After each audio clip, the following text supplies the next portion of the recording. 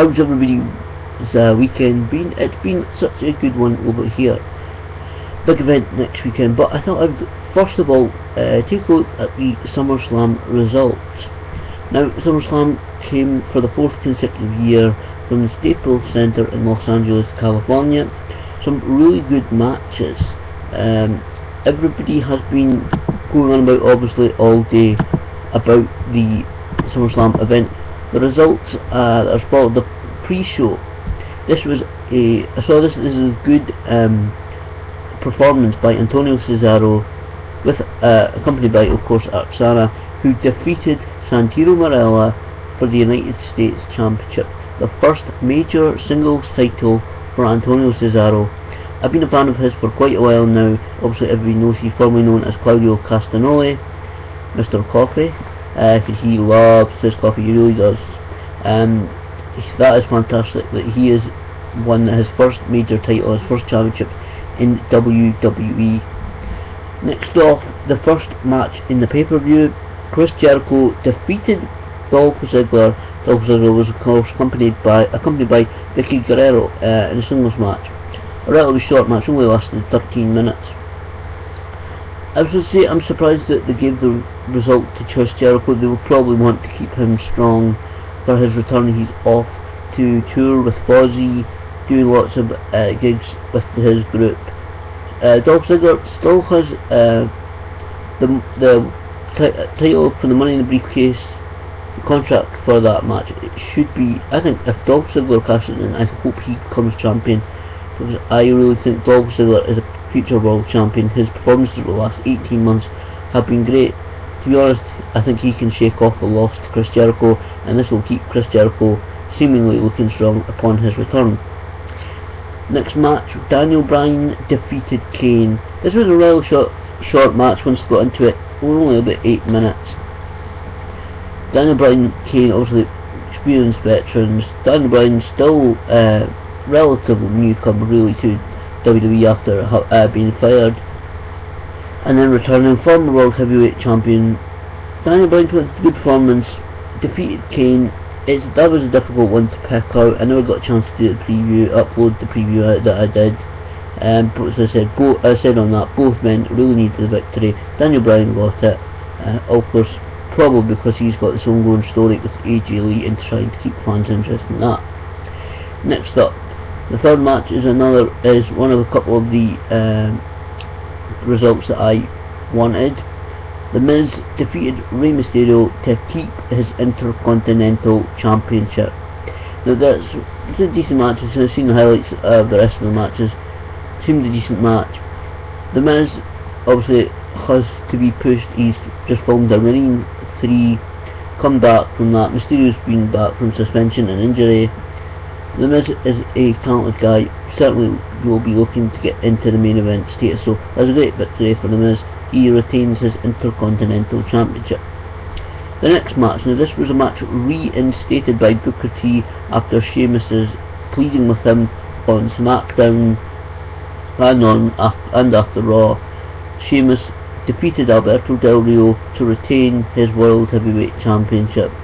Sheamus has been on a bit of a push lately. You've noticed the last couple of years he's been pushed, stop, you know, he's been on winning streak, losing, but Sheamus is a talented wrestler.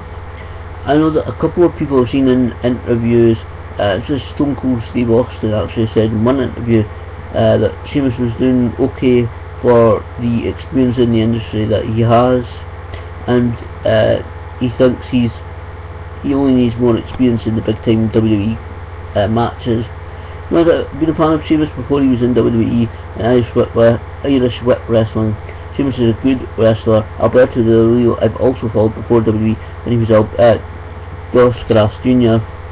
It was a good match, decent matches, and I've only seen highlights of the rest of the matches, but that's good for Sheamus that he retained World Heavyweight Championship. But I'm sure Alberto Del Rio will be back on Sheamus' trail next month. Next match was R-Truth and Kofi Kingston. Now, they defeated the prime time players Titus O'Neil and Darren Young, and that was only 7 minutes. That is another result I chose. As I said on preview, I never got a chance to upload, unfortunately. But that's another one. They rolled them over really. Primetime players, are they going to be a bit stranded when WWE, because Abraham Washington has been released last week? I'm not sure about that. We'll have to wait and see. WWE apparently have plans to push the tag team division going into the winter time. They're going to push more tag team bouts and more try and get some stronger tag teams going. Apparently that's a pet project of Triple H, who I'll get to in a moment. But apparently that's one of the pet projects for developmental and young talent in WWE, the tag team division, for over the next few months. We'll have to wait and see, but it should be a good one. The next match, I was unsure how this match would go. It went okay. For the guys involved, it went okay. CM Punk retained his WWE Championship, defeating The Big Show and John Cena. And this match got restarted. To be honest, The Big Show is not in his prime. Also, we know he's a giant. He suffers from typical things that giants do.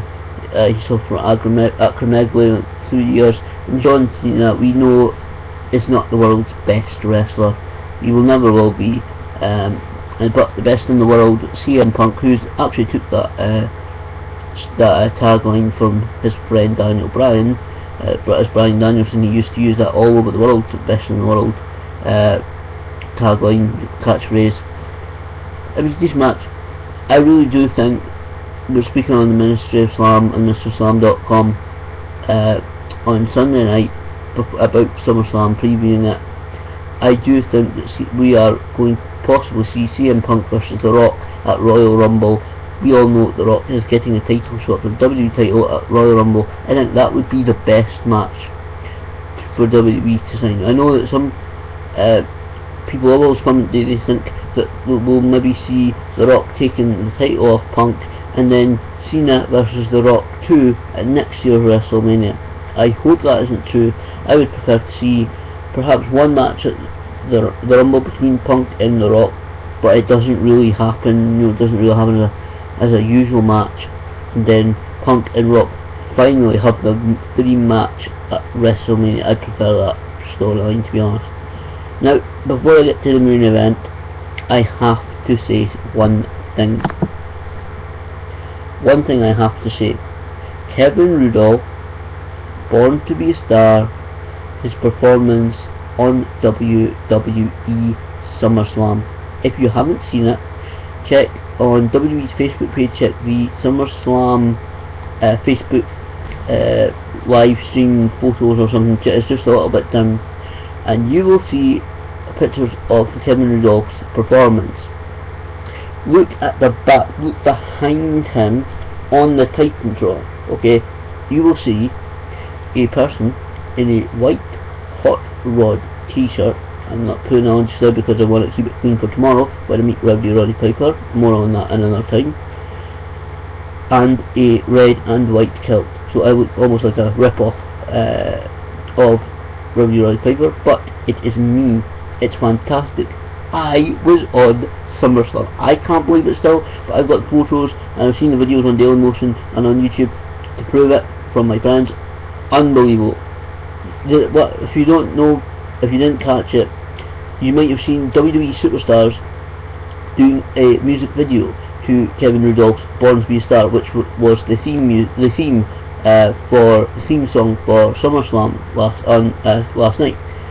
Well, WWE on their website, WWE.com, check out, and WWE.thq.com for the latest on WWE13. But on WWE.com, they invited fans to mime to that video, to that song, upload it through their YouTube channel, through the link on the website, and they would edit together ones, obviously entrance like 5 seconds from me, 2 seconds from Audrey Smith, 5 seconds from Randy Valentine, maybe another 2 seconds from Charles Riddell, and maybe a few seconds from David Lowe. This is names are just buzzing around my head at the moment now. Another video, but I thought they would do that. It's weird because they just they selected some videos and they played it on the Titantron behind Kevin Rudolph. Anyway, they played some of the videos behind Kevin Rudolph, when he's singing the song, and you can see me a couple of times on the performance. Obviously people have uploaded it to YouTube.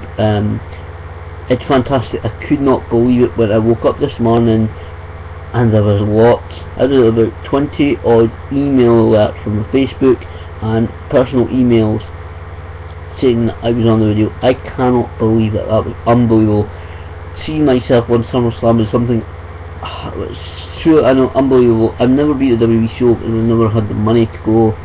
Never been to a single show, but to be shown on Summerslam, I don't know if we try and make it to the WWE show sometime in the future when they're in Glasgow or something, but it's unbelievable to be shown on Summerslam. Check the Kevin Rudolph performance on Summerslam video. You see me a couple of times, white t-shirt and red cut. You don't see me up close, thankfully. I know people will say that, but it was fantastic seeing me. That was unbelievable. A really great boost to a really fantastic start to what will be a truly fantastic week.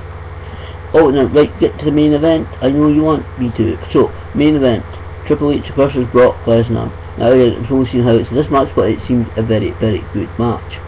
Now, what reports coming from WWE.com, though it cannot be confirmed as of yet, of course, whether it's real or not, that apparently Triple H has had a broken arm after his loss to Brock Lesnar. Again, on the preview, this was another result that I said should happen. Brock should go over Triple H. Reason for that, Triple H is facing the end of his career. He's 43, he's got a lot more executive responsibilities. His body cannot really handle the pressure. Brock Lesnar is only 8 years younger at 35, and I know Brock Lesnar has his own health problems, diverticulitis, obviously UFC fights. But Brock Lesnar, being strong, is what the WWE need these days. He is going to open Monday Night Raw. There's just news just released a few minutes ago on WWE.com is that Brock Lesnar will open Monday Night Raw. What he'll say, we don't know. We've heard rumours that he may be facing The Undertaker at next year's WrestleMania to go and try and break the streak, because Shawn Michaels couldn't do it, Triple H couldn't do it, nobody has done it to this point, and there are strong rumours that Brock Lesnar is going to be the guy to try and end the streak next year. That begs the question, will Brock Lesnar actually try and break the streak? And to be honest, I would say possibly Brock Lesnar to go against The Undertaker, because there's not really anybody. Shawn Michaels retired, Triple H is pretty much away and lost the last 2 years. There isn't really a strong person in the WWE right now who could challenge The Undertaker for the streak at WrestleMania, and we honestly believe that the streak is in danger, and who knows, it may very, very well be. It depends on what The Undertaker is thinking in the lead up to WrestleMania. But anyway, SummerSlam, it's a good match. Looking forward to seeing certainly the DVD and Blu-ray release of SummerSlam when it eventually comes out, and hopefully, fingers crossed, the Kevin Rudolph performance will be on the DVD and Blu-ray. Certainly be buying the copy if it certainly is. That is fantastic. Seeing myself on WWE SummerSlam, like the famous wrestler AA, Arn Anderson says, I don't like to toot my own horn, but toot toot. That's fantastic to see myself on SummerSlam. Sure, unbelievable. If you haven't seen it, check it out. It's on YouTube. Kevin Rudolph performs at SummerSlam. You see the background. You see the guy, the killer. I've got to also check Newman on the Facebook. You can see, like I said, on WWE Facebook as well. You can check. But that truly is fantastic. SummerSlam seems to be a good event. Looking forward to finally getting to sit down to watch the whole thing in the next few days. But interesting results. Congratulations once again to Antonio Cesaro for winning his first major WWE title, the United States Champion, that prestigious title that I have grown up watching, held by the likes of Lex Luger, Sting, Ric Flair has held a version of that title. A lot of really brilliant guys have held that title. It's a really prestigious title. Well done to him. His career in WWE, I know he has what it takes to make it in the WWE. But again, that's WWE SummerSlam results, and keep an eye on this channel in the next 2 days. Tomorrow, Tuesday, August 21st, I'm meeting at Asda Curtain Dundee at 4 PM. I am meeting the $1 Million Man Ted DiBiase, and as I said, Rowdy Roddy Piper. I will upload footage of that to this YouTube channel ASAP, but it won't be until late night. It'll be around about 8-9 PM tomorrow until I get to upload it, because they're there for a couple hours and I want to hang about a little bit. But anyway, it is going to be good, fantastic. Really looking forward to Hell for Like the 9 event this coming Saturday. I'll have a quick comments maybe about that, but it really is going to be a great week. Looking forward. I hope everybody has enjoyed the Summerslam. Looking forward to seeing what Monday Night Raw comes with, especially, as I said, Lesnar opening it. There's a couple of questions, but I'll leave it there, and looking forward to seeing whether any footage or any other bits of footage from me on SummerSlam, certainly.